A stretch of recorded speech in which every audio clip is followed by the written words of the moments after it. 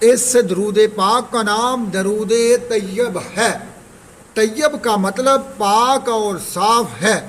تو جو شخص اس درود پاک کو بہت زیادہ پڑھے ہر روز صبح اور شام کے وقت، تو وہ گناہوں سے پاک اور صاف ہو جائے گا، کیونکہ اس درود پاک کو پڑھنے والے بندے پر رسول کریم کی توجہ اور تائید بھی شامل ہو جاتی ہے۔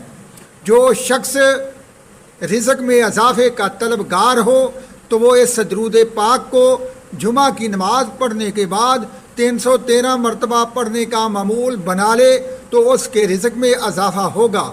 اور اگر اس درود پاک کو ہر نماز کے بعد صرف ایک مرتبہ پڑھ لیا جائے تو آخرت میں رسول کریم کی شفاعت ضرور نصیب ہوگی۔ درود طیب یہ ہے: صلی اللہ علیہ یا شفیع المذنبین سیدنا و مولانا احمد مجتبی محمد مصطفیٰ وعلی آلہ وصحابہ وازواجہ واحبابہ وذریتہ واہل بیتہ واہل طاعتک اجمعین۔